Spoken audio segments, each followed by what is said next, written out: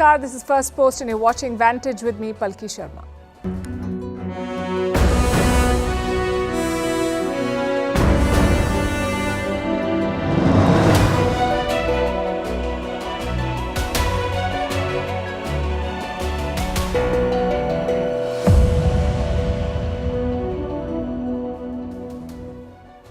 China has another dubious first to its name, the first country in the world to welcome a Taliban ambassador. That's de facto recognition of the Taliban regime. But why is Beijing doing it? What is their endgame?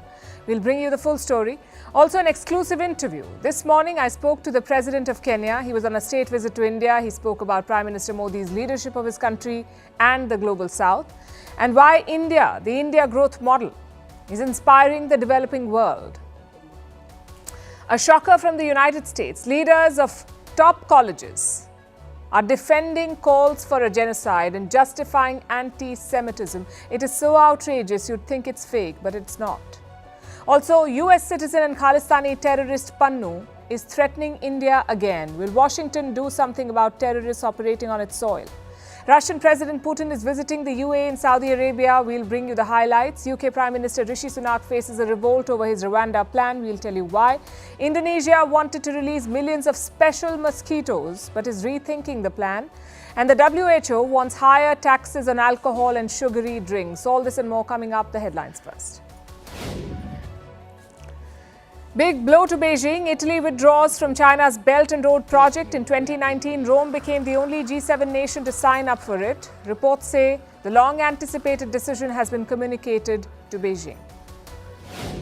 India's stock market crosses a key milestone. Its value tops $4 trillion for the first time. India is the world's fifth biggest equity market. It is rapidly narrowing the gap with Hong Kong, which is in a slump. After China, Moody's downgrades Hong Kong. The agency cut Hong Kong's credit rating outlook to negative from stable. Close links with Beijing are the reason for the downgrade. This is the first time Hong Kong has lost its stable rating outlook since January 2020.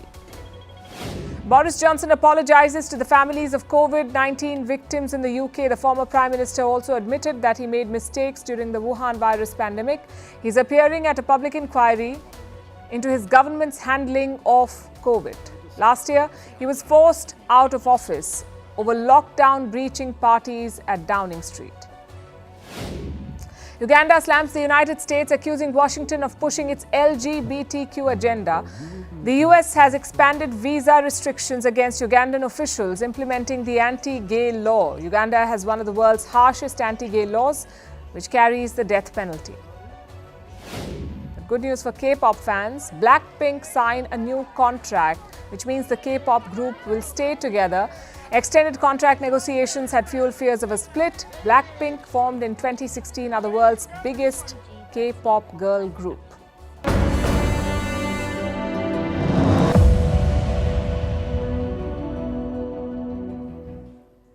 China is making a power move in Afghanistan. A few days back, Beijing welcomed this man. His name is Bilal Karimi. He is a former spokesperson of the Taliban regime and now he has a new assignment. Karimi is Taliban's ambassador to China. That's him with the Chinese diplomat. There was a ceremony of sorts a few days back where Bilal Karimi presented his credentials. The Taliban says it is upgrading ties with China, taking steps towards formal recognition. Does this make China the first country to officially recognize the Taliban regime in Afghanistan? Well, Beijing is choosing its words carefully. China always believes that Afghanistan should not be excluded from the international community. At the same time, we expect Afghanistan to further respond to the expectations of the international community.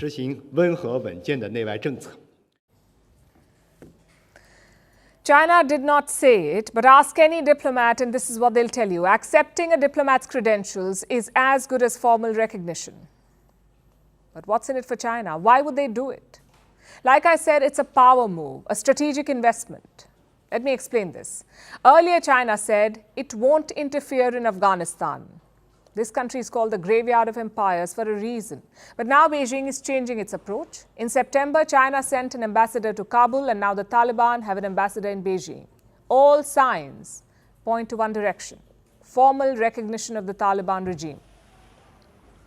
China is laying the groundwork for it. It recognizes the new reality. The Taliban rule Afghanistan, whether the world likes it or not.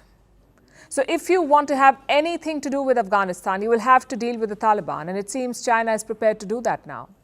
To become the first country to recognize the Taliban regime, they're the first to have welcomed the Taliban ambassador. Not even Pakistan has done it. Although some countries do have diplomatic missions controlled by the Taliban. There are 14 such missions in countries like Iran, Turkey, Pakistan, Kazakhstan, and some Arab and African nations. But none of them have a Taliban ambassador. The heads of these missions are called chargés d'affaires. This is a French term. It means charged with business. And this is the lowest rank of diplomatic representation. A chargé steps in when the ambassador is away or their appointment is awaited. Basically, they fill in for the ambassador.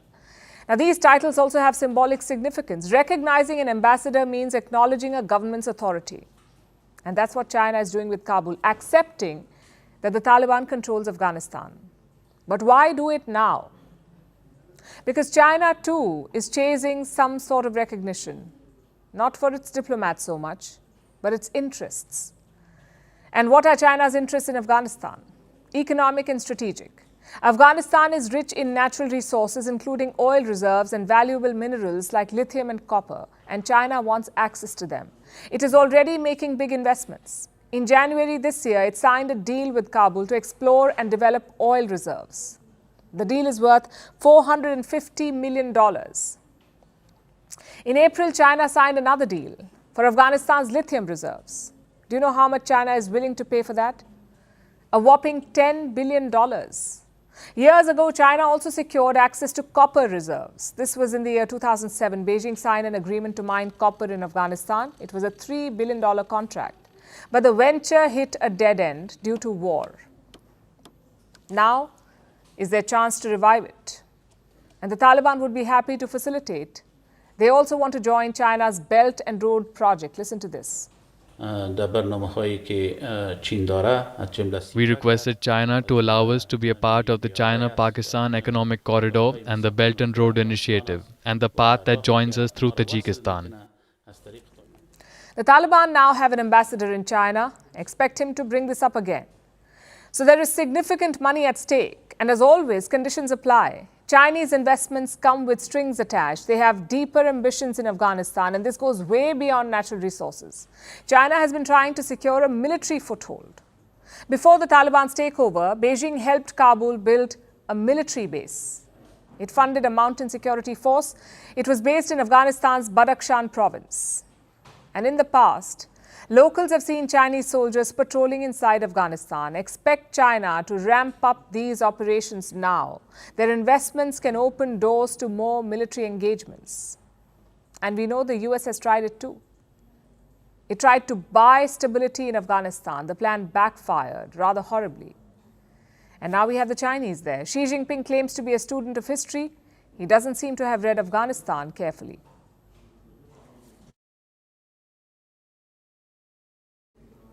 And now to a Vantage exclusive. Kenyan President William Ruto was on a 3-day state visit to India, his first trip to the country as president. Before he left for home, we sat down for an interview, and he spoke about a whole lot of things. His equation with Prime Minister Modi, whom he calls inspirational and progressive, his views on terrorism from neighboring countries, on the Indian model of growth and why the developing world wants to emulate it, on de-dollarization and currency diversification, on the need for a new global financial architecture and a more democratic United Nations Security Council. Also why Africa now wants to write its own story and engage with the world as a partner for investment, not aid or donation. As you can tell, we covered a lot of ground. Here's a part of that conversation. President Ruto, welcome to India. How are you doing, sir? I'm good. Thank you very much for... It was a wonderful visit to India, and I'm truly grateful to the government, people, Prime Minister, President of India for receiving me and for all the conversations we've had and all the discussions that we've had. And I am very confident that it's going to be a new chapter in India-Kenya relations. Tell me about your conversations and meeting with Prime Minister Modi. What is your equation with him? We had a wonderful conversation with Prime Minister Modi. I have a lot of admiration for Prime Minister Modi, the way he has managed to pick up India and the way he is focused on matters that affect common people, and the way he believes, like me, in bottom up, trying to do what benefits the majority of citizens. And India has made huge strides in making sure that they can deliver government service efficiently, cost effectively, and also eliminating bureaucracy and pilferage and corruption. That is precisely what I want to do in Kenya. When I consulted many professionals, they told me the place with the best tested system is India. And so we are using the Indian experience in our digitization of government service, in our unique personal identifier, the same way you have it here in India. I had a wonderful experience with Prime Minister Modi. And as I told you, he is a great inspiration on what he does. And of course, I was asking him, well, it's tough, doing things for 50 million people. I don't know how he does for 1.4 billion. It's quite something. Why did he tell you that? The answer to that? He gave me some tips, not for the media. Not for the media? Yes. A few decades back, the developing world was looking at Western models of development and of growth that were to be emulated. Do you think that now the India model is something that countries like Kenya and others resonate with more? Well, we all share the same history. India was a British colony just like Kenya. And India was lucky to have made strides ahead of us. And so there is a lot of commonality. And in fact, that's what I was saying yesterday. There is a lot of commonality between India and Kenya. It's easier for us to work with Indian experience because we can relate to it. Yes, it is much more comparable. It's much more easy to learn from what India has done. And we are sharing experience. There are a few things India will learn from Kenya as we make this journey. I'm sure.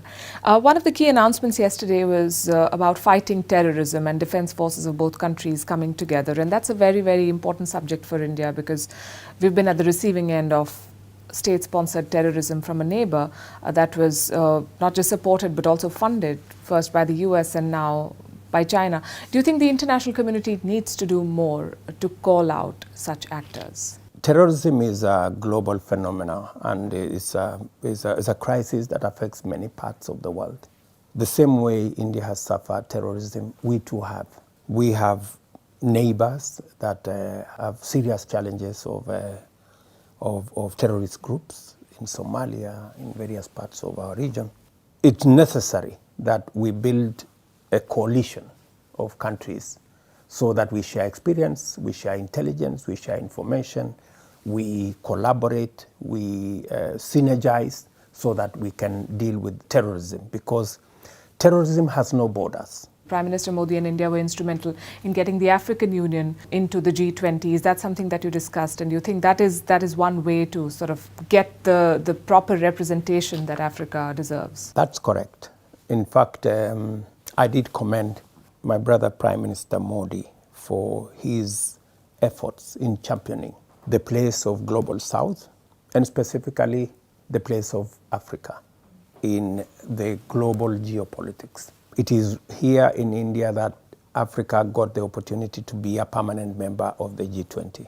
And we believe that that positioning is going to not only bring voice, but African perspective into the conversation. You mentioned the global financial architecture, and from the joint statement I see that it mentioned a project financing in Kenya in Indian rupees. There's been a lot of talk of that as well, of de-dollarization.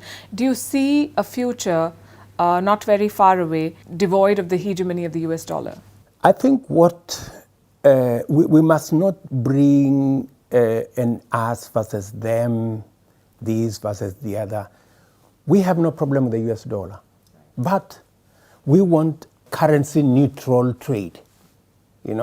We want to diversify currency. For example, for us in Africa, we are working with the Afri-Exim Bank to have a pan-African payment and settlement system where trade in Africa will be in local currency. but the settlement can be done at a higher level by a centralized system. AfriExim is providing a facility because we lose about $5 billion every year in Africa just in exchange rates between this currency and this currency and the dollar, this currency and the other one. So we are saying we want trade, we want commerce, we want transactions to be currency neutral. For us, we want to trade in our local currencies. And in fact, the conversation I was having yesterday with Prime Minister Modi is that even the facility that will be extended to Kenya, the $250 million facility, we want it in Indian rupees so that we can, why should we go and look for dollars when we can have the facility in Indian rupees? We have a lot of trade, we have commodities we buy in Indian rupees. Why should we change Kenya shilling to US dollar, from US dollar to Indian rupees? Why don't we just agree that we can do trade between Kenya in shillings and in rupees? So this is what the conversation we are having. You recently also said that the world is now looking at Africa as an opportunity and not as a source of problems. And we see the growing interest. There are European players like France, there's the US, there's China, there's Russia. Do you also then see a new scramble for Africa sort of taking shape? Scramble would be the wrong word. Maybe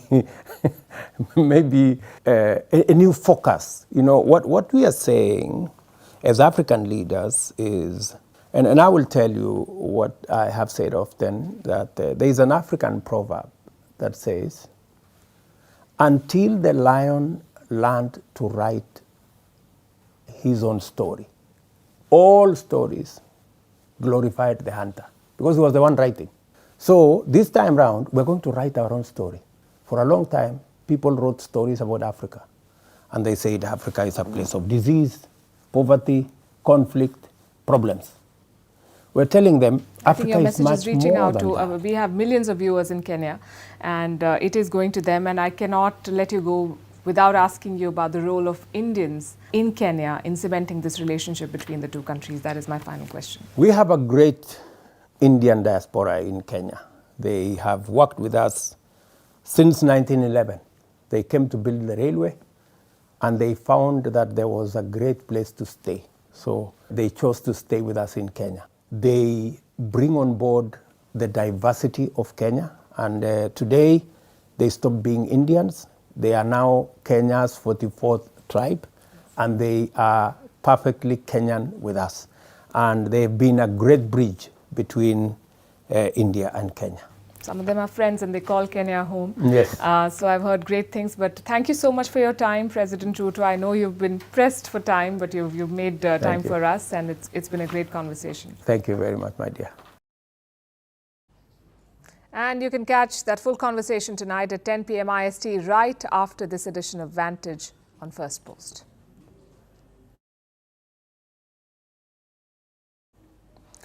Here's a simple question for you. Is calling for genocide wrong? Do you think it violates normal conduct and rules? It's a no-brainer because the answer is yes. But not for those leading top American colleges, the presidents at top US institutions. We're talking about the so-called best of the best, Harvard, MIT, and University of Pennsylvania. Two of them are Ivy League colleges. The third is the gold standard on technology and science. But on human decency, all of them fail. On Tuesday, the presidents of these colleges appeared in the US Congress. It was an open hearing. American lawmakers questioned them on anti-Semitism. Pretty straightforward, right? Just say it's wrong. Anti-Semitism is wrong. Promise to crack down and listen to the criticism. Well, you're in for a surprise. Republican lawmaker Elise Stefanik asked all three presidents a very simple question, the one that I asked you at the start. Does calling for genocide of Jews violate your college's code of conduct on bullying or harassment? Listen to the answers. At MIT, does calling for the genocide of Jews violate MIT's code of conduct or rules regarding bullying and harassment? Yes or no? If targeted at individuals, not making public statements. Yes or no? Calling for the genocide of Jews does not constitute bullying and harassment? I have not heard calling for the genocide for Jews on our campus. But you've heard chants for intifada.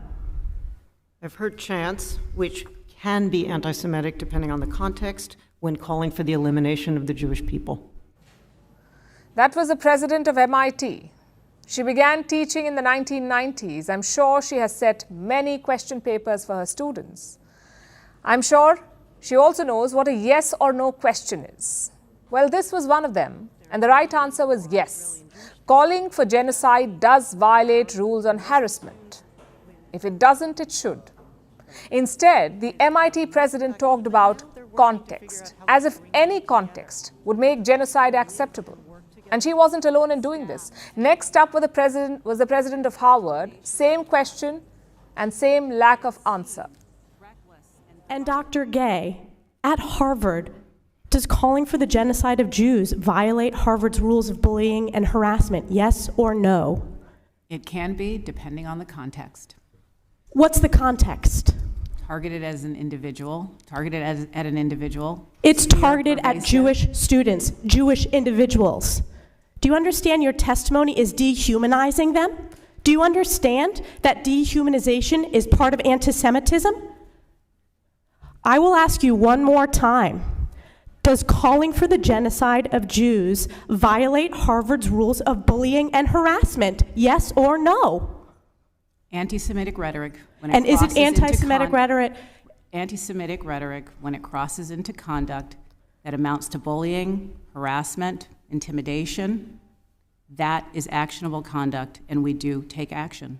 So the answer is yes, that calling for the genocide of Jews violates Harvard Code of Conduct, correct? Again, it depends on the context. It does not depend on the context. The answer is yes, and this is why you should resign. These are unacceptable answers across the board. To give you some context, Harvard is currently being investigated by the US Department of Education. Why? Because of rising anti-Semitism. Let me tell you how bad it is. After the Hamas attack on October 7th, Harvard students wrote a letter, around 34 of them. They wrote a letter, 34 students, and guess who they blamed for the attack? Israel. The students made no mention of Hamas. Instead, they blamed Israel's past actions for the attack. Tells you how bad things are. And finally, it was a third college president's turn from the University of Pennsylvania. Same question. Listen to the answer. Ms. McGill, at Penn, does calling for the genocide of Jews violate Penn's rules or code of conduct? Yes or no? If the speech turns into conduct, it can be harassment, yes. I am asking specifically calling for the genocide of Jews. Does that constitute bullying or harassment? If it is directed and severe or pervasive, it is harassment. So the answer is yes. It is a context-dependent decision, Congresswoman. So is your testimony that you will not answer yes? If the yes speech or no? If the speech becomes conduct, it can be harassment, yes. Conduct meaning committing the act of genocide? Long, winding answers, that too for a simple question. It tells you what the problem is. A rot in the leadership. Teachers at US colleges have been far from neutral. I'll tell you about two instances. One at Yale, the other at Stanford. In Stanford, a professor pulled up Jewish students. He made them stand in a corner. He then said, "This is what Israel does to Palestine." He also called an Israeli student a colonizer. In Yale, things went one step further. A professor said, "Settlers are not civilians, so I guess their lives do not matter." And Yale's response was even worse. They called it freedom of expression. So faculty is clearly part of the problem here, and beyond that, maybe foreign funding. A report came out recently. It talks about Gulf money coming into American colleges, specifically from Qatar. It began after the 9/11 attacks in 2001. Since then, Qatar has given $4.7 billion to American colleges. That's around $200 million every year. And with money comes influence. In 2020, a Jewish group tried to study this influence to see how Qatari money is affecting American colleges. Do you know what they found? Wherever Qatar pumped in money, one group was actively present. SJP, that's the Students for Justice in Palestine. They've been holding rallies across American colleges. Some of them have glorified Hamas. So could there be a link between foreign funding and anti-Semitism? It's hard to rule out. After all, Qatar is the biggest supporter of Hamas. And whatever the reason for anti-Semitism, action is needed because colleges are supposed to be safe spaces, places of discussion, not discrimination. But right now, Jewish students do not feel safe. Here's what a poll found. Around 73% of Jewish students have experienced anti-Semitism this year. 73% this year. Things have only gotten worse after the October 7th attack. Before the attack, 65% of them felt welcomed at their college. After the attack, just 44% felt that way, welcomed at their college. Same with physical safety. Before the attack, 67% Jewish students felt safe. Now, only 46%. And we don't blame them. You have college presidents ignoring calls for genocide in the US Congress. If this is not anti-Semitism, if this is not moral bankruptcy, I don't know what is.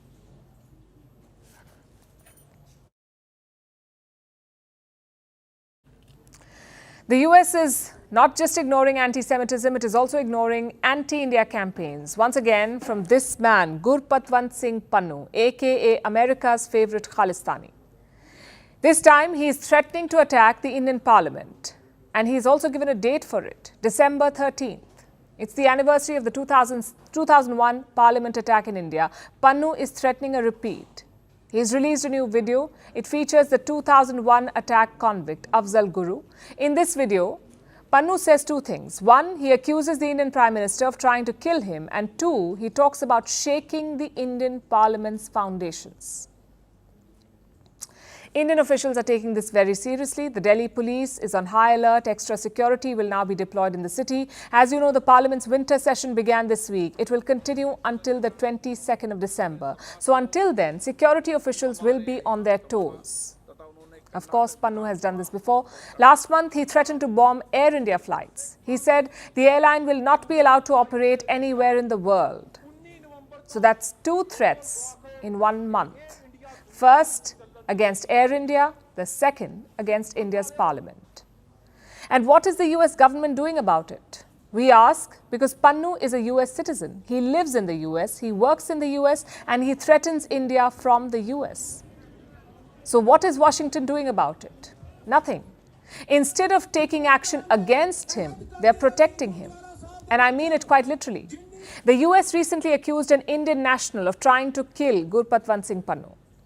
They also say an Indian government officer was involved in this plot. New Delhi calls it a matter of concern. It has also started a high-level investigation. So to recap, the US accused India of something. India started investigating. That's what responsible countries do. But when will the US start to investigate?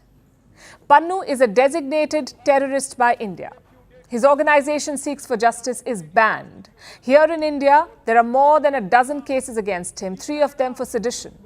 And Indian officials have plenty of dirt on him. Separatist content on social media, funding anti-India campaigns, and of course, the video messages and threats. But how many investigations has the US done? 0. They're more interested in shielding him. This week, America's Deputy National Security Advisor visited India. His name is John Feiner. He had multiple meetings in New Delhi with Foreign Minister S. Jaishankar, with National Security Advisor Ajit Doval and his Deputy Vikram Misri. As expected, he raised the Pannu assassination plot. He said it's important to hold people accountable. But unlike Canada, the US is not pushing India. They're waiting for India's investigation to conclude. The Secretary of State has raised this directly with his foreign counterpart, that we take this issue very seriously. They told us they would conduct an investigation. They have publicly announced an investigation, and now we'll wait to see the results of the investigation, but it's something we take very seriously. The double standard is obvious. Imagine if the situation was flipped. What if someone in West Asia or Africa threatened to attack the US Congress or American flights, or threatened to break the US apart? What would be Joe Biden's response? The drones would be taking off in no time. They would bomb a country over something like this. But for Pannu, it's the red carpet. It's political and judicial protection.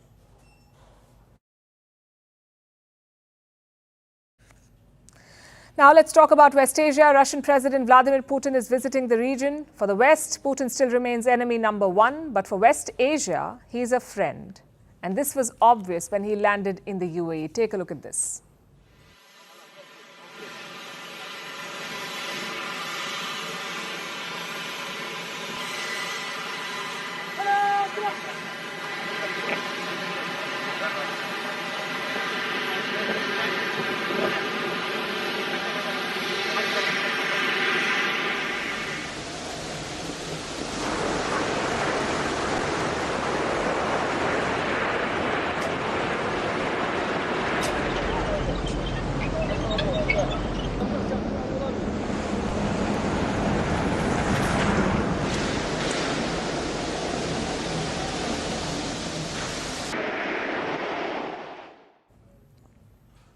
A ceremonial flypast, a camel cavalry procession, a gun salute and an escort by 4 Russian jets. Putin got the full royal treatment. The West has tried to isolate him, but this visit demonstrates the relevance of Putin. He remains an important player, a geopolitical force to reckon with, and the Russian president is making the most of this opportunity to prove it. He's on a one-day trip to 2 countries, the UAE and Saudi Arabia, and he enjoys close ties with both these kingdoms. Russia is a major producer of oil. Saudi Arabia and the UAE are among the world's biggest exporters, and that creates a lot of synergies. After invading Ukraine, Putin has leaned on these West Asian powers. They have refused to side with the West. The US wanted Russia out of the global energy markets. Saudi Arabia blocked that move. What about the UAE? It has become critical for the Russian economy, the UAE. It is now a key hub to trade Russian oil, to transfer payments and to bypass Western sanctions. In Abu Dhabi, Putin hailed this cooperation. Today, thanks to your position, our relations have reached an unprecedented high level. Indeed, the United Arab Emirates is Russia's main trading partner in the Arab world. The Russian president is not traveling alone. High-ranking officials from Moscow are part of his delegation. This includes the Russian central bank chief, Russia's deputy prime minister and the trade minister. Putin has brought energy executives as well. Russia's top energy companies are represented, so the mission is quite clear: to prop up oil prices. They have fallen to a near 5-month low, and this does not suit the oil-producing countries. Together, they form a cartel called OPEC+. OPEC is an alliance of major oil producers. It has 13 members. Its extension, OPEC+, has 23 members. And Russia is part of this extension. OPEC+ supplies 40% of the world's oil needs. They meet on a regular basis. They discuss how much oil they should sell to the world. OPEC and OPEC+ are pushing for production cuts. The aim is to reduce supply to the market to create a shortage, in the hope that it will increase prices. Needless to say, Putin would want to have a word about that. So oil is very much on top of the agenda, but there is more to this visit. Like Israel's war on Hamas, the Russian president wants to weigh in. Of course, we will discuss with you the situation in the hottest spots. First of all, of course, in the Arab-Palestinian-Israeli conflict. Why is Putin wading into this conflict? Because of Hamas. They have deep ties with Russia. Hamas frequently sends delegations to Moscow. One delegation visited in the month of October, some 3 weeks after the attack, right after Israel began its ground operation in Gaza. And what were those talks about? The release of hostages. Weeks later, that did happen. There was a ceasefire for a few days, but now the fighting has resumed. And so far, Qatar has been speaking to all sides. It brokered the last ceasefire. So will Russia be next? Would Putin like to mediate in this war, even as he's fighting another one himself? Well, invading other countries never disqualified America from mediation, so I guess why not? Russia has little to lose. And this may come up for discussion in his next meeting, the one between Putin and MBS, Mohammed bin Salman, the Crown Prince of Saudi Arabia. And Saudi Arabia, as we know, is Putin's next stop. The Kremlin has already announced the agenda. The statement says the leaders will, and I'm quoting, consider ways to promote de-escalation in Gaza. We'll be waiting for the outcome, and we'll keep you posted.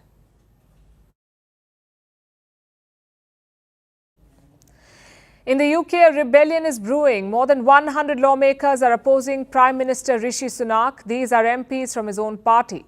And what's their grievance? His Rwanda migration law. It's like a bad habit for London.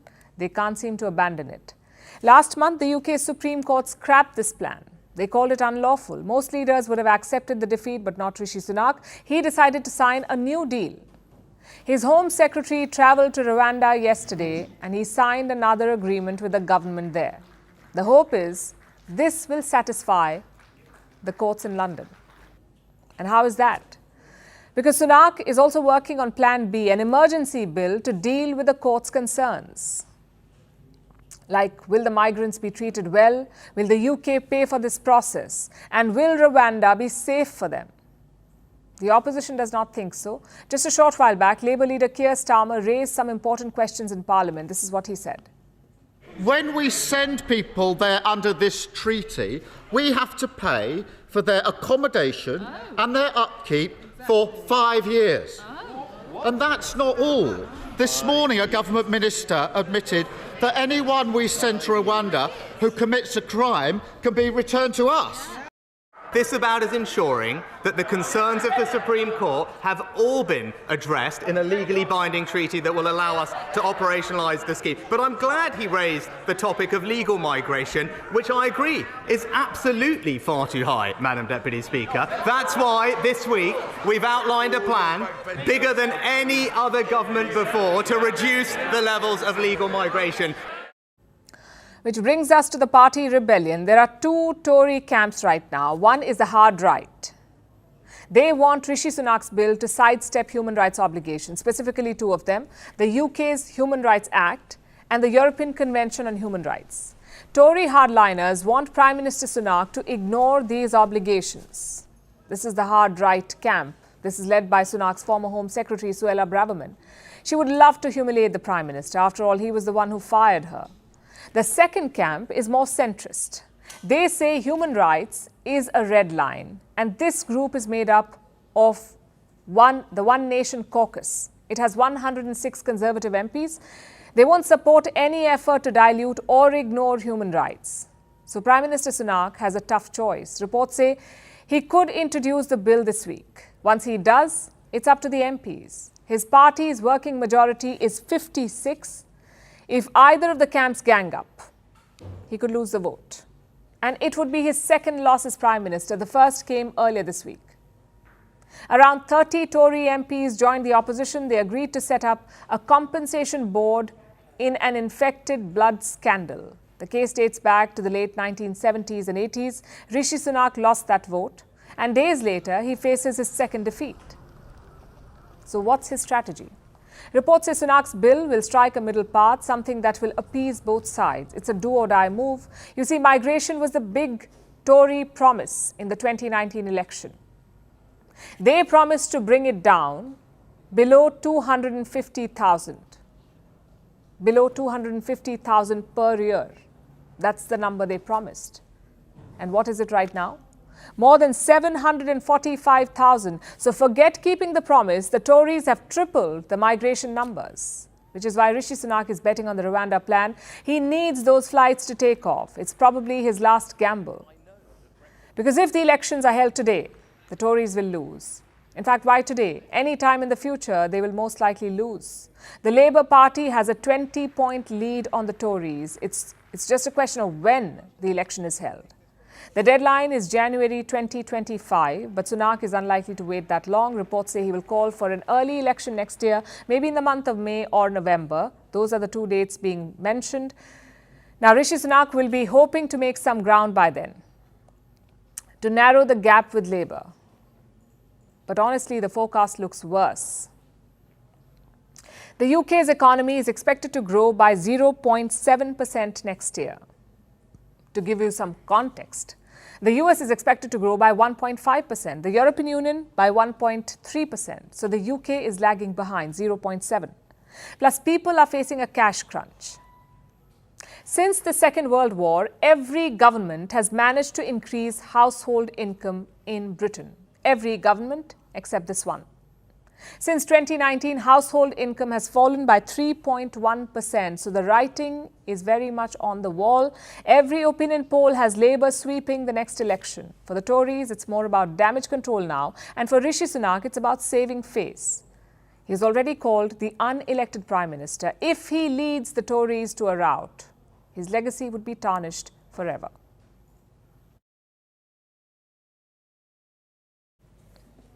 Have you watched the blockbuster Jurassic Park? If you haven't, the plot is quite simple. A theme park creates dinosaurs using prehistoric DNA. And they assure everyone that the facility is safe, except it isn't. Eventually, the ferocious predators break free and go on a hunt, true to their nature. Now, a similar plot could play out soon, not with dinos, but mosquitoes. Scientists have created a new breed of mosquitoes. They can block the growth of viruses like dengue. Indonesia wanted to release 200 million of these special mosquitoes across its cities, but suddenly the government has swatted this buzzworthy plan. Our next report tells you why.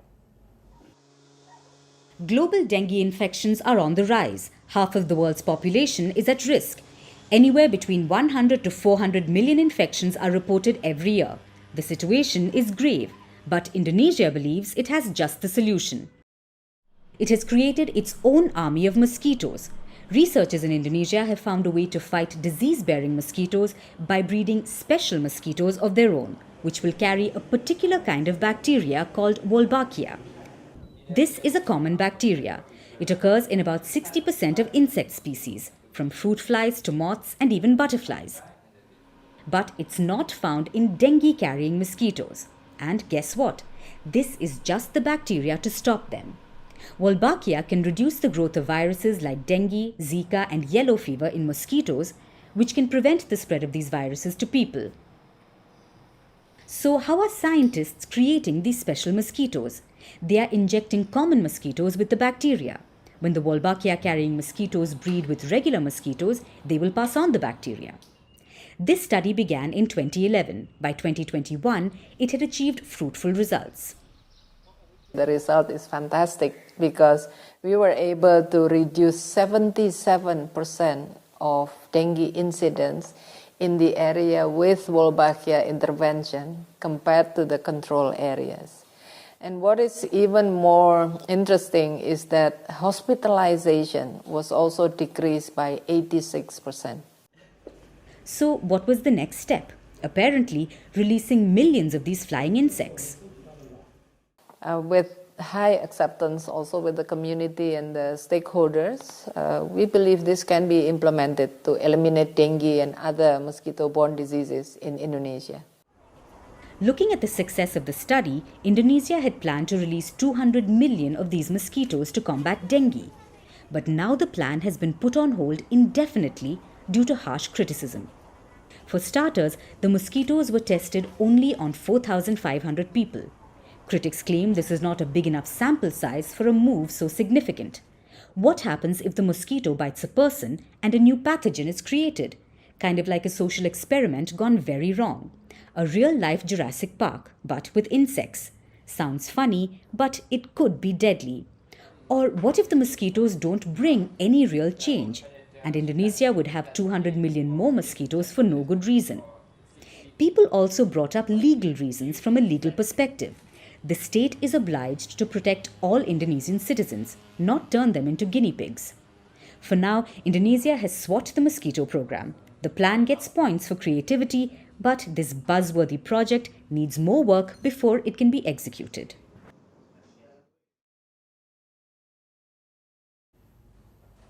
Our next story will make you rethink your drink. Thanks to the World Health Organization, it is calling on governments across the world, urging them to increase taxes on two kinds of drinks: alcohol and sugary beverages. This includes carbonated, energy and fruit drinks. And no, the WHO is not a temperance reformer cult, nor is it campaigning for a farce shortcut. So why does it want governments to raise taxes? We'll tell you, but first, let's address the elephant in the room. Do taxes even reduce consumption? Research has an unequivocal answer: yes. We saw this with tobacco taxes. They obviously increased revenue for the government, but they also had health benefits. Higher prices pushed down cigarette sales. Research says the same will apply to beverage taxes. Higher taxation will reduce the consumption of alcohol and sugary drinks. According to a study, if taxes increase alcohol prices by 50%, 21 million deaths can be averted. And about $17 trillion can be generated in additional revenue. 17 trillion. Do you know how much money that is? Take 8 of the world's largest economies, their total government revenue for just 1 year. That's how much. Now, let me give you a practical example. Lithuania raised its alcohol tax in 2017. This increased their alcohol tax revenue, obviously. Also reduced alcohol-related debts. Similar success applies to taxes on sweetened beverages. Researchers have found that with soda taxes, demand for sugary drinks falls by 20% on average. This happened in Berkeley. In 2014, it passed America's first big soda tax. After 3 years, people were consuming half the amount of soda and 29% more water. The soda tax raises about $1.5 million every year. Money that is devoted to health programs there. So the research is quite clear. A higher tax on alcohol and sugary drinks will save lives. Sweetened beverages contribute to 8 million deaths every year due to unhealthy diets. Meanwhile, 2.6 million people die from drinking alcohol every year, which is higher than the annual death toll of HIV/AIDS or car crashes or lung cancer. So the logic is quite simple. 2 birds with 1 stone. Higher taxes save lives and bring in money. But today, these dangerous beverages are not taxed enough. The tax rates are based on a fixed volume of beverages. So unless they are periodically increased, they can quickly lose value because of inflation. And that's exactly what is happening. The average global tax rate is too low right now. 108 nations have imposed taxes on sugary drinks. But the average stands at just 6.6% of the price of soda. It is not making a real dent. Now let's look at alcohol. Tax on the price of most sold beer is 17.2%. For spirits, it's a little over 26%, 26.5% actually. In some European nations, wines are tax-free. So things are not really looking good. Yet taxing alcohol and sweetened drinks is a controversial topic. A common argument is this: taxes punish everyone, even those who do not drink excessively. And that is true. But beverage taxes are structured in a way that people who drink responsibly barely feel it. I'll give an example. Imagine if alcohol tax is increased by 25 cents per drink. With 1 drink a day, that's about $91 more per year. But if you drink heavily, say 10 drinks a day, that's $910 in 1 year. So the one who drinks more pays more. Another argument is this: taxes disproportionately hurt low-income people. Again, this is true too. But they also benefit from it. For instance, in 2014, Mexico passed a nationwide soda tax. Within a year, sugary drink sales fell by 17% in the poorest households, which is good news because the poor are more likely to suffer, both from alcohol-related diseases and soda-related obesity. Out of 2 billion obese people the world over, more than 70% live in low or middle income countries. 70%. So no matter how we look at it, for a change, higher taxes could help.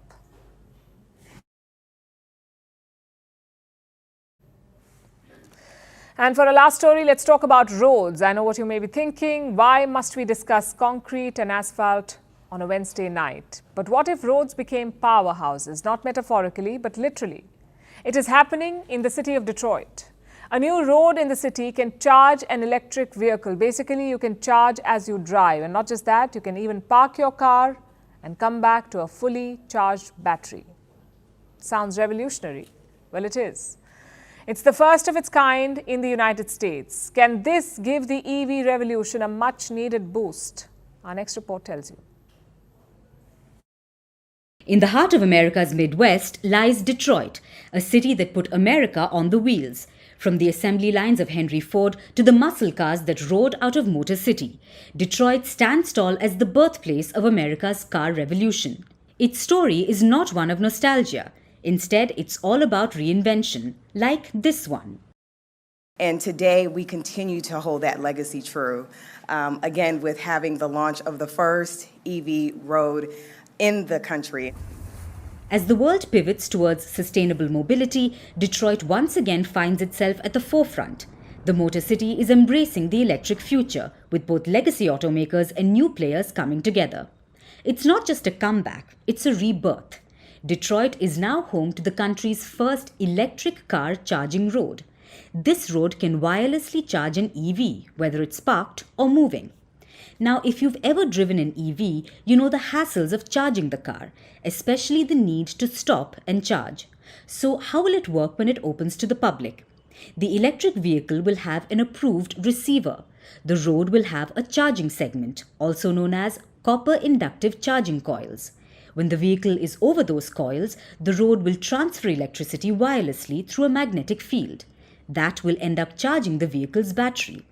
It will work regardless of the vehicle's movement, so even if it's parked, it will charge. This will be revolutionary for electrifying vehicles and really being able to get the benefit to the max. We're going to use this as a springboard to learn and understand how things work, but ultimately, how can we scale this up? How can this eventually be something that we use across the state of Michigan and the United States? This road may be the first in the United States, but it's a concept that the world is exploring. It's being tested in several countries like Europe, Israel, and China. But there is one worry. Will you get a jolt of current if you walk on the road? The answer is no, you won't be zapped. It's safe for everyone. If electric vehicles are truly the future, this road will go a long way in shaping the EV revolution. Forget about scenic routes, it's all about the electrifying ones. So buckle up. As long as you're on this road, your electric vehicle will be soaking up energy faster than you can say zap. And now it's time for Vantage Shots, images that tell the story. In the United States, Netherlands Prime Minister Mark Rutte got the ride of a lifetime. He became the first world leader to ride a self-driving car. In North Korea, Kim Jong-un was seen crying as he asked women to have more babies.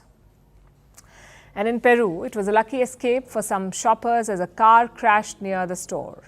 Finally, we're taking you back in history. On this day in 1917, Finland became independent. The country was part of the Russian Empire from the 1800s. It decided to break away after the Bolshevik Revolution in Russia. Differences have only widened since then, with Finland joining NATO this year to ward off the Russian threat. We're leaving you on that note. Thank you for watching. We'll see you tomorrow.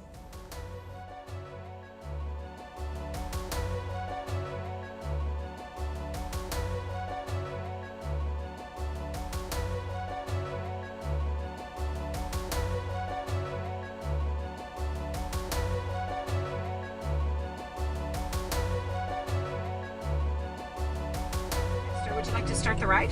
I'll start. I'm now going to start the ride. There you are. Bye-bye. Heading to Valley Coffee Company. Please make sure your seatbelt is fastened. Wow. For any it's questions, driving. press the call support button. It's crazy, right? It's totally crazy. This is. 걱정을 먼저 생각하는 깨끗한 양심이고 혁명의 미래를 떠매고 나갈 새 세대들의 대오를 튼튼히 꾸리는 데 이바지하려는 숭고한 국민적 자각이라고 하면서 보고자는 이렇듯 고결한 인생관을 지닌 여성들의 어머니의 잡줄기에서 시작된다고 하신 김정은 동지의 말씀을 명심하고 자녀들의 첫째가는 교양자로서의 본분을 다해왔다고 하면서 그는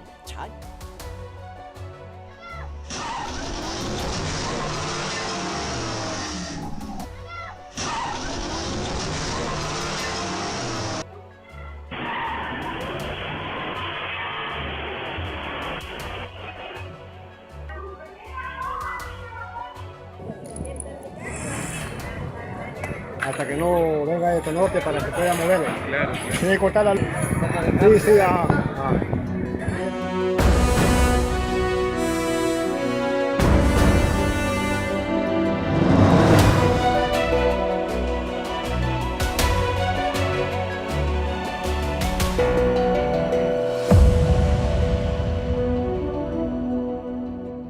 President Ruto, welcome to India. How are you doing, sir? I'm good. Thank you very much for. It was a wonderful visit to India, and I'm truly grateful to the government, people, Prime Minister, President of India for receiving me and for all the conversations we've had and all the discussions that we've had. And I am very confident that it's going to be a new chapter in India-Kenya relations. Tell me about your conversations and meeting with Prime Minister Modi. What is your equation with him? We had a wonderful conversation with Prime Minister Modi. I have a lot of admiration for Prime Minister Modi, the way he has managed to pick up India and the way he is focused on matters that affect common people, and the way he believes, like me, in bottom up, trying to do what benefits the majority of citizens. And so we had a robust conversation on a wide-ranging subject of issues that are of mutual benefit between Kenya and India, ranging from agriculture. We are great agricultural countries, both Kenya and India. And we discussed about what we can do with the program that I have in Kenya, how I can work with India to escalate some of the things we want to do in the agricultural mechanization, vaccine manufacture, training of using the Leather Institute here and the Footwear Institute here for our leather program in Kenya. What we could do between our two dairy boards. And already there's been an interaction between our two dairy boards, and we have agreed on how they are going to work together on manufacture of vaccines, on working on genetics for our breeds, and also for manufacture of agricultural equipment. We have agreed on what we can do around trade in agricultural commodities.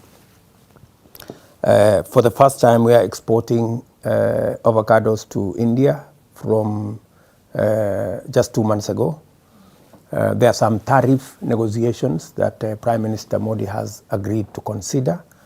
At the moment, avocados from Kenya is attracting about 30% tariff, and he has agreed to look at that so that we can use it to balance the trade between Kenya and India. We have agreed with him also on the program we have on universal health coverage in Kenya. There is a lot we can learn in the health space from India. India is a great country on matters health. Many Kenyans come to India to look for medical attention. And we have agreed on how we can work with them on the digitization, telemedicine, and we already have a program in Kenya for digitizing health services. We've already passed new legislation that will anchor our health provision in Kenya. And we have agreed on how we can partner and also build capacity for our medical personnel. India have a great experience. We've agreed that in Kenya we are going to reduce the bureaucracy to allow more Indian specialists to work with their Kenyan counterparts in our referral hospitals, in both public and private. We've also agreed that we will also eliminate bureaucracy for Kenyan health professionals, nurses, clinical officers, doctors to come for short courses in India, 3 months, 6 months, 1 year. That will go a very long way in actualizing my plan on universal health coverage and making sure that we deliver health, especially from the bottom going up. As you are aware, we have this program in Kenya, which is truly bottom up. We have just enrolled 100,000 community health workers. In every village, there will be a community health worker because we want to build the system from down going up. We also had a robust conversation about digital government. India has made huge strides in making sure that they can deliver government service efficiently, cost effectively, and also eliminating bureaucracy and pilferage and corruption. That is precisely what I want to do in Kenya. already we have digitized almost 90% of government services in Kenya, following in the footsteps of India. And we actually, I sent a team from Kenya about 8 months ago to come and pick learning lessons from India. We are actually sharing the same platform with India because when I consulted many professionals, they told me the place with the best tested system is India. And so we are using the Indian experience in our digitization of government service, in our unique personal identifier, the same way you have it here in India. And we've begun the process in Kenya of a digital identity. Of course, some people have taken us to court, but you see, it's the normal journey of a democracy. Some people will go, try test here, there. But what India has done is phenomenal. That even with a population of 1.4 billion people, because you can identify citizens digitally, you can deliver service much more efficiently. We've signed off an MOU between the Open University of Kenya and the Indira Gandhi National Open University of India to again build a collaboration that will leverage on experiences, especially from the long-standing delivery of courses digitally and online by the Indian counterpart. We also agreed that India will extend a credit line of about $250 million, which is about 38 billion Kenya shillings, that will go a long way in leveraging our food security intervention, especially around mechanization, improving the breeds we have, on matters to do with seed development, on areas of pulses, on areas of edible oil. We're going to be focused on sunflower. We're going to be focused on soya.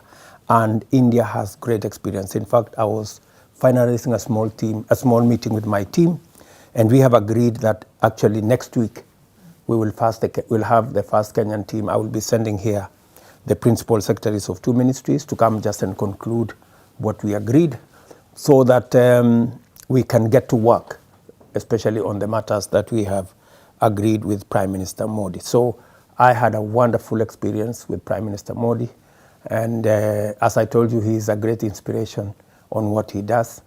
And of course, I was asking him, well, it's tough, doing things for 50 million people.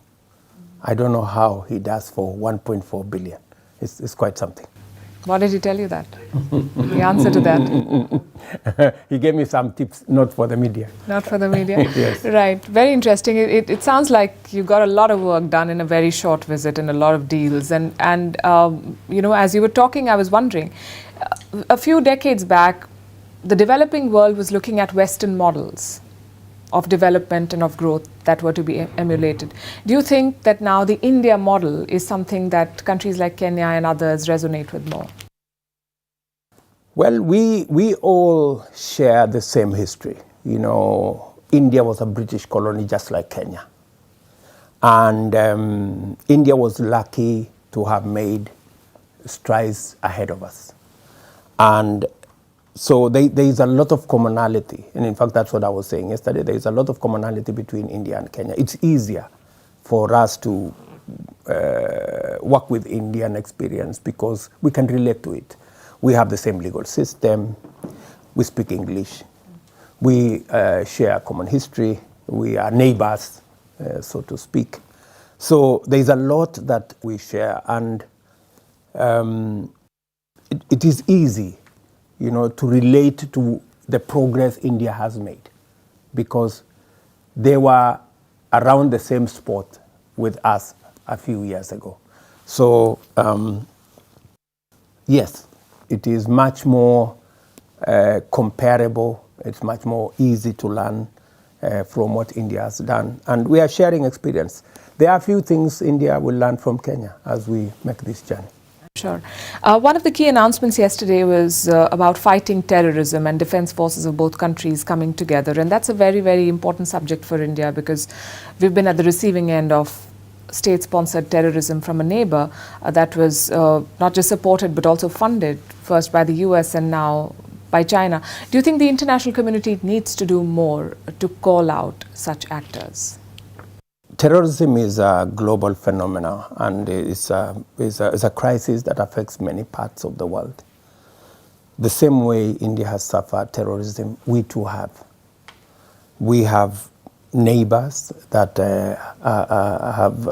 have serious challenges of terrorist groups in Somalia, in various parts of our region. And it's necessary that we build a coalition of countries so that we share experience, we share intelligence, we share information, we collaborate, we synergize so that we can deal with terrorism, because terrorism has no borders. There is no terrorism for developing or developed world, there is no terrorism for Kenya or India. Terrorists are terrorists.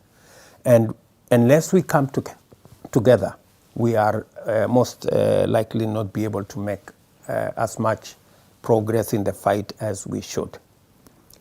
Specifically because we share the Indian Ocean, and sometimes because terrorists use the oceans to block goods, to cause trouble. And so it is necessary that our defense forces from India and from Kenya work together to protect our sea routes, you know, so that we can keep trade moving. And I must commend India for working with us in using their capabilities. They worked with Kenya to survey our maritime resources and to provide technical expertise for us to see what is the wealth of the resources that we have in our waters. And that information is useful to Kenya because one of the areas that I intend to focus is the blue economy. And my estimation from the experts that I work with is that we could grow our revenues from blue economy from about 20 billion Kenya shillings to about 130 or 120 billion Kenya shillings per year if we have the correct information. And working with India, we have managed to gather a lot of useful information for our blue economy, but also to deal with the challenge of terrorism in our waters. Do you think that in the eyes of the international multilateral institutions, the Western-led institutions, all terrorists and all terrorism-related challenges are seen equally? Are they sympathetic to your challenges as much as they are to possibly perceived threats in the West? Well, you know, countries are driven by national interest most of the time. And that is why countries will relate, will react, will deal with situations with the perspective of their national interest. So they will not maybe necessarily, you know, be as enthusiastic to deal with a certain situation because maybe it doesn't affect their interests as much as another situation. And that's the nature of the world, you know. We have national interests, and then we have interests that converge and bring us together as humanity. Of course, we should be able to deal with terrorism as terrorism and work together, all of us, in a coalition as nations, as progressive people, to say no to bad people. But sometimes that's not the case. But I don't think blame game, finger pointing will do much. I think we just have to continuously, you know, build a coalition, work together, like the way we discussed this with Prime Minister Modi, it will take us a step in the right direction. Then we will keep building these blocks until we manage the situation from where I sit. Would you say the way to doing it would be to getting your rightful place at the table, at the decision-making table? Prime Minister Modi and India were instrumental in getting the African Union into the G20. Is that something that you discussed? And you think that is one way to sort of get the proper representation that Africa deserves? That's correct. In fact, I did commend my brother Prime Minister Modi for his efforts in championing the place of Global South, and specifically the place of Africa in the global geopolitics. It is here in India that Africa got the opportunity to be a permanent member of the G20. And we believe that that positioning is going to not only bring voice, but African perspective into the conversation, and African interests and African issues into the equation. And it is one step in the right direction. We also discussed with Prime Minister Modi what we need to do about the United Nations Security Council. Yeah. That we need a much more democratic, a much more fit for purpose UN Security Council, because it cannot be that 5 countries somehow are the only ones who will this much power, so much power, about issues that happen globally, complete with veto powers on blocking issues that they may not necessarily think that they are important, but it is a matter of life and death for others. So we are very well aligned with India as Africa, and as Kenya for that matter, on the reform of the whole UN system. The international financial architecture, you must be aware that this is one push that I have made, Africa has made, and we are building a big coalition. Initially, many people dismissed it, that this is not going to happen, but we became persistent. Today, when we had the COP28 in Abu Dhabi, in Dubai, everybody had come round to say, okay, we think you have a point. We think it is time to rethink the international financial architecture. We think we need to democratize decision making.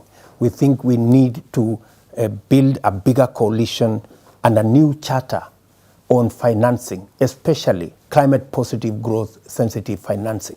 So finally, through building a coalition, raising our voices, we finally are influencing the way the world looks at issues. So India is instrumental because India is a big voice. Prime Minister Modi is a very progressive voice.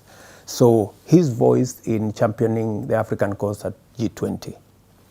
The coalition was built to change the international financial architecture, complete with refinancing the multilateral development banks, and also making sure that we have new sources of revenue. It's a must that we have to discuss carbon trading, carbon taxation. In fact, we launched a program with France, Kenya, and a few other countries on now a framework that we will report 1 year from now on a new charter on carbon taxation, carbon trading, carbon pricing as new sources of revenue to fund climate positive growth. So this is, and of course, as I said, the UN Security Council. So we're discussing G20, we're discussing international financial architecture, we are discussing UN reform. These are all areas which we have common ground. Prime Minister Modi, myself, India, Kenya, Africa, Global South, we are all aligned. Yes, and we've been telling our viewers about how you are leading the climate fight in Africa, and you hosted the first climate summit as well. I'll come to that. But you mentioned the global financial architecture. And from the joint statement, I see that it mentioned a project financing in Kenya in Indian rupees. There's been a lot of talk of that as well, of de-dollarization. Do you see a future not very far away, devoid of the hegemony of the US dollar? I think what we must not bring an us versus them, these versus the other. We have no problem with the US dollar, but we want currency neutral trade. You know, we want to diversify currency. For example, for us in Africa, we are working with the Afri-Exim Bank to have a pan-African payment and settlement system where trade in Africa will be in local currency, you know, but the settlement can be done at a higher level by a centralized system. So Afri-Exim is providing a facility because we lose about $5 billion every year in Africa just in exchange rates, you know, between this currency and this currency and the dollar, this currency and the other one. So we are saying we want trade, we want commerce, we want transactions to be currency neutral. For us, we want to trade in our local currencies. And in fact, the conversation I was having yesterday with Prime Minister Modi is that even the facility that will be extended to Kenya, the $250 million facility, we want it in Indian rupees so that we can, why should we go and look for dollars when we can have the facility in Indian rupees? We have a lot of trade, you know, we have commodities, we buy in Indian rupees. Why should we change Kenya shilling to US dollar, from US dollar to Indian rupees? Why don't we just agree that we can do trade between Kenya in shillings and in rupees? So this is what the conversation we are having. Yes, there will be a monopolizing currency, you know, but the real aim is not to replace dollars with rupees or dollars with shillings. The real aim is we need to diversify currency. We need to neutralize currency so that we concentrate on doing trade rather than on currency exchange. You recently also said that the world is now looking at Africa as an opportunity and not as a source of problems. And we see the growing interest. You know, there are European players like France, there's the US, there's China, there's Russia. Do you also then see a new scramble for Africa sort of taking shape? Scramble would be the wrong word. Maybe, maybe a new focus. You know, what we are saying as African leaders is, and I will tell you what I have said often, that there is an African proverb that says, until the lion learned to write his own story, all stories glorified the hunter because he was the one writing. So this time round, we're going to write our own story. For a long time, people wrote stories about Africa, and they said Africa is a place of disease, poverty, conflict, problems. We're telling them Africa is much more than that. Africa is a continent of huge renewable energy resources, 60% of the world's potential. Africa is a region of 40% of mineral resources globally, including those that are important and significant for energy transition. Africa has 60% of the world's arable and cultivated land that can be used for smart agriculture to feed the world. Africa has the largest, the youngest population globally at the mean age of 19 and growing. It's not only a workforce, but it's also a market. Africa has the largest natural assets for carbon sequestration. So we are repositioning Africa, not in the eyes of others who know very little about us, but in our own perspective, knowing exactly the wealth that we have. And we are saying that with these assets, we want to engage with the rest of the world in a win-win outcome. We want to work with others. We come with our assets. The rest of the world, we do not want to ask for favors. We do not want to ask for aid. We are not looking for donations, for that matter. What we want is an engagement on how are we going to create investment opportunities. It is the reason why in the COP28 in Dubai, we came as African leaders and we said, look, this is our Africa Green Industrialization Initiative. We have this investment grade, opportunities. You can invest in our renewable energy, geothermal, wind, solar. You can invest in value addition and processing of our minerals. We do not want to export iron ore from Mauritania or from Kenya or from another place to China or Europe. We are going to use our renewable energy to process our iron ore and sell you green steel. Yeah. We are not going to be exporting bauxite. We want to process our own bauxite and export aluminium. And we have supported, for example, Europe. We have supported other regions. We've given them our raw materials. And we have been very faithful. We have also bought their finished products. It is time that we exchange. That this time round, they buy our finished product and they export to us their technology, and we agree on an investment program.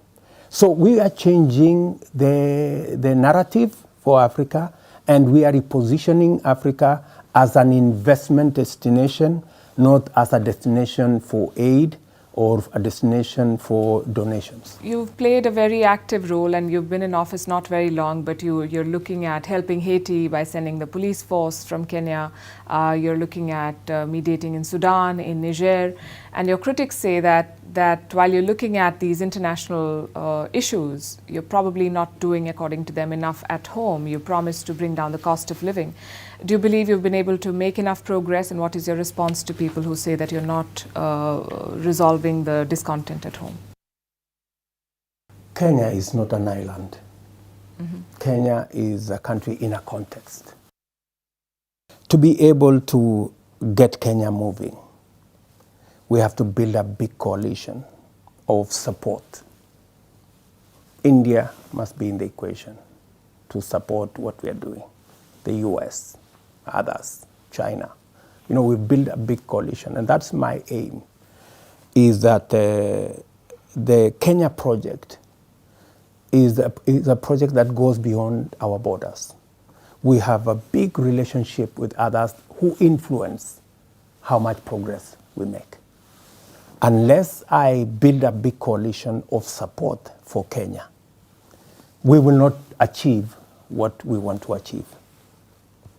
And I have been very careful to balance all the issues, and everything I do, I have at the back of my mind the interests of Kenya. How do I use every opportunity to further the interests of Kenya? My trip to India, for example, has a lot, maybe everything, to do with the progress we made in Kenya. Sharing experience around our digital space, working with our agriculture, looking at our health. It's all about how do I position Kenya to leverage on experience, on capacity, on support from other countries. Cost of living. As you are all aware, that the cost of living is not a country-specific issue. The cost of living is a global phenomenon. I speak to many leaders across the world. And what they speak as though they are speaking for me, because it's a challenge we have to confront.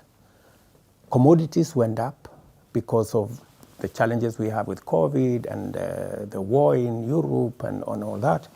But let me tell you, I did commit to the people of Kenya that my belief is that we have to enhance our production. We cannot continue to import stuff. And in fact, that's something Prime Minister Modi believes with the whole of himself. In fact, he has changed India from a net importer of rice to a net exporter of rice today. And that is the mission I have for Kenya. And you don't become a net exporter of anything by not concentrating on production. So my focus is, how do we support farmers? Let's reduce the cost of fertilizer. Kenyans will tell you, in the last 1 year, I have brought down the cost of fertilizer from 7,000 Kenya shillings to 2,500. In fact, this year, we have increased our production, for example, of maize by 40%. Increased by 40%. Because of the interventions I have put in place. That speaks the language of cost of living, because 50%, 52% of most households, their expenditure is on food. If you reduce the cost of food, you affect significantly their cost of living. The other intervention that we are working on is, how do we create more jobs?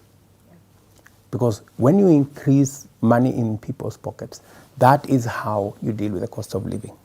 In the last 1 year, because of the program we have rolled out, and I have 4 programs that I target to create jobs in Kenya. One of them is housing. We've already rolled it out. We have 120,000 people who were jobless a year ago. Today they have jobs. And my program is that in the next 5 years, I should have 500,000 people working in our housing plan.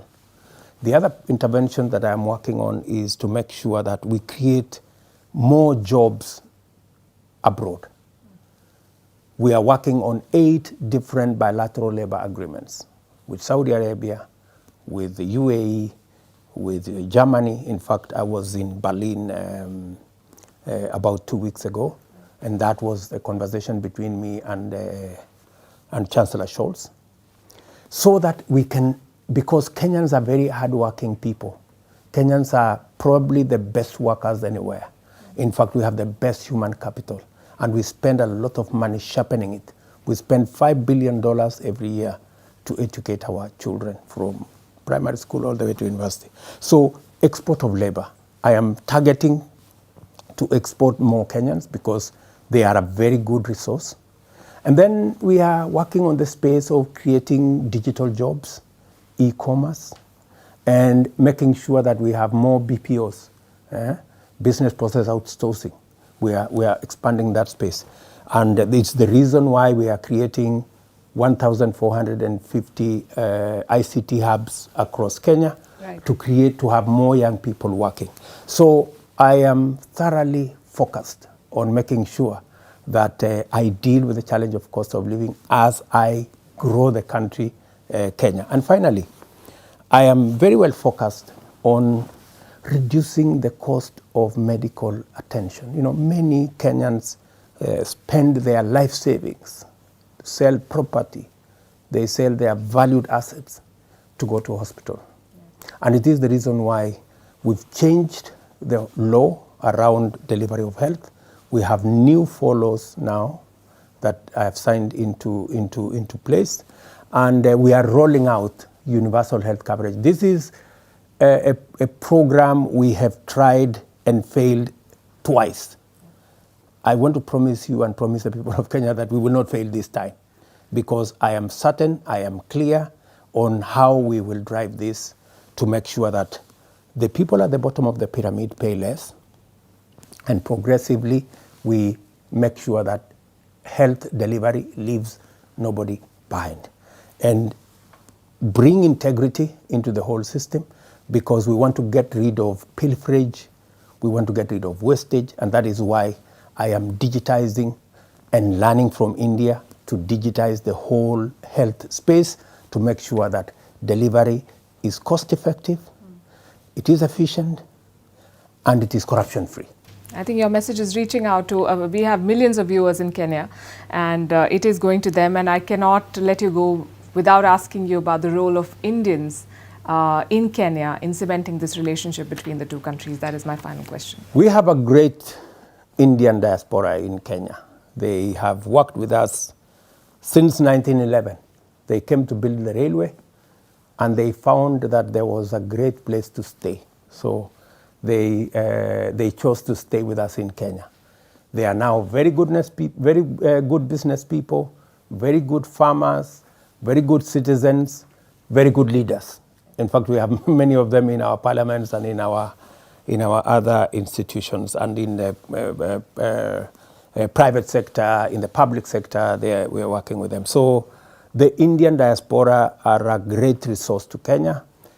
They bring on board the diversity of Kenya, and today they stopped being Indians. They are now Kenya's 44th tribe, and they are perfectly Kenyan with us. And they've been a great bridge between India and Kenya. Some of them are friends and they call Kenya home. Yes. So I've heard great things, but thank you so much for your time, President Ruto. I know you've been pressed for time, but you've made time for us, and it's been a great conversation. Thank you very much, my dear. Yeah.